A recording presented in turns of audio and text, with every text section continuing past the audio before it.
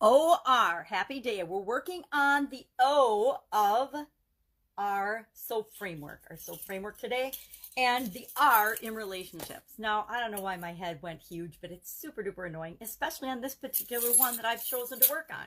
Yesterday, the story I told my imaginary friend George was all about personal relationships, and that I am absolutely positively closed to the possibility of, and have been for quite a long time, having any type of a romantic relationship for a whole lot of reasons. And of course, as I expound and expanded on my reasons to George, my imaginary friend, he of course reminded me and called me on my BS and told me, since he was a sea captain, I would have to walk the plank if I didn't knock that off. So my story was about being totally close to relationships, and what I want is to be open to the possibility. So as we go from the story we've been telling ourselves, the current story, to the story of what we want, we move into the O of our SOAP framework, which is all about options, right? All about the options and the possibilities, all the possible ways we could close the gap from being totally closed about a subject to open on a subject, to being totally against a personal relationship to having a personal relationship.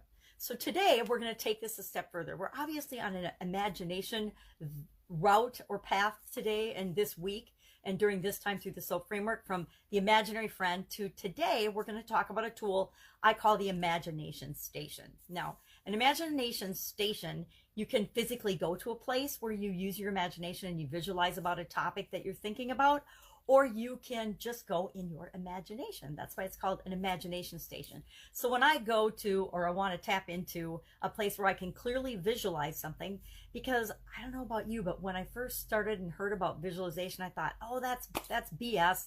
I don't visualize. I don't see pictures in my mind. I don't do that. But the truth is, we all think in pictures. We don't think in words. We think in graphics and pictures, and it's different for each of us, but we all do it. Has anybody ever told you to not think of a pink elephant? Try to not think of a pink elephant.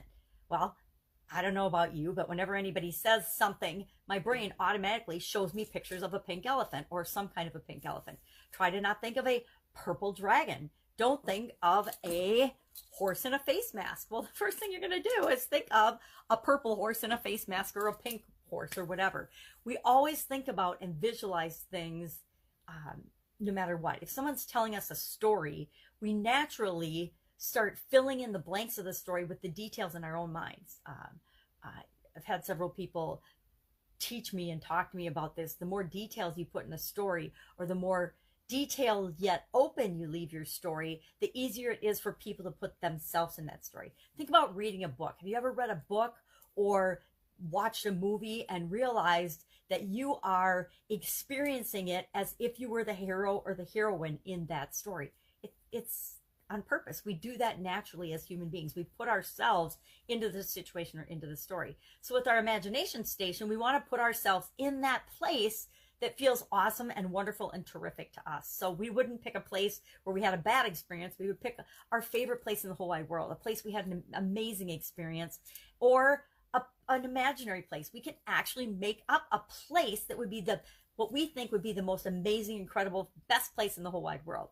I've done both. I've done the exercise using both. Real places. I used to actually go to real places when I wanted to think and ponder and deal with challenges and problems and situations. I would go to the sand dunes north of Green Bay when I worked in Green Bay, Wisconsin. I would go to, when I was a little girl, I would go to the woods behind our house. I would walk in the woods behind our house, and I actually had a favorite spot and a down tree where I would go hang out and do things and think. When I lived out in the country just a couple of years ago, one of my favorite places to go was the state park. Wisconsin has an incredible network of state parks, and I would love to go out there and walk and think and work through problems and challenges. And now I live by the river, so I love to walk down by the river and hang out there.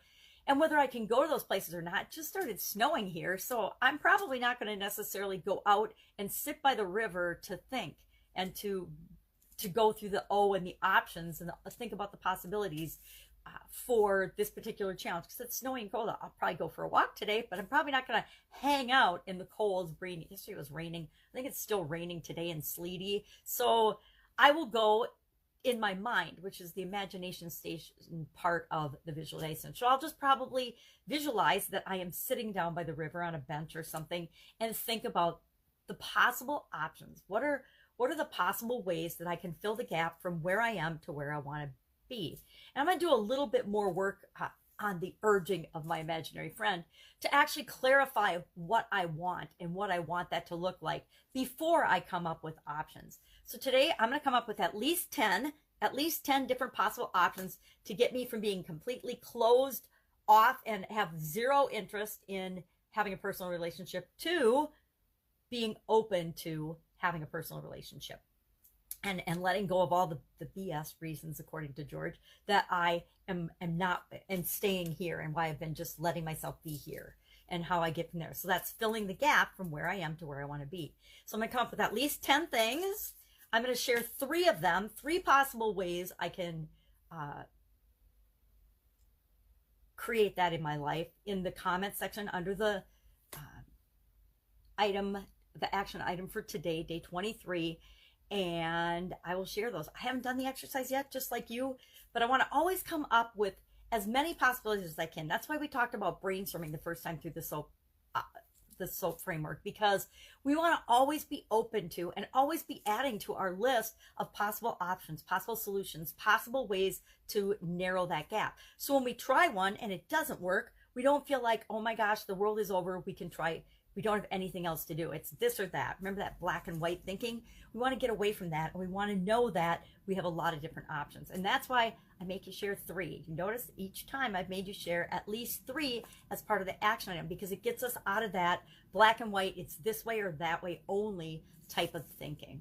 So obviously this is a very uncomfortable topic for me, which is why I chose it. And I battled with myself on it as I was thinking about it this morning again after doing the homework yesterday, because I'm like, do I really want to share that?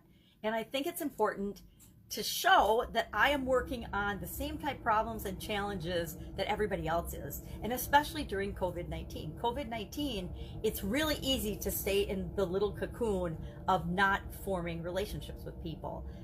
We can do them remotely, but it's still a lot safer than actually connecting with people. And so this pandemic isn't going to last forever, and our excuse will go away. So just like everybody else, I want to make sure that I'm not using COVID-19 or anything else, my past experiences, as an excuse to not create what I want in my life. So that's our challenge for today. Try out the imagination station. If you want, share in the comments below. If you've got questions, share in the comments below your experience with this. I gotta tell you, yesterday, and I haven't written it up yet in the units section, but I had a blast reconnecting with my imaginary friend. I have not talked to George for decades, and it was just really, really fun to remember how much fun it was to have like a little imaginary ghost friend that advised in different areas and aspects of my life. So that's it. Have an awesome day. I will be with you tomorrow with day 24 of our Get Up and Go challenge. And tomorrow we are going to talk about the A, of course, in the SOAP framework, which is action, in case you forgot. All right. Have an amazing day. Catch you tomorrow.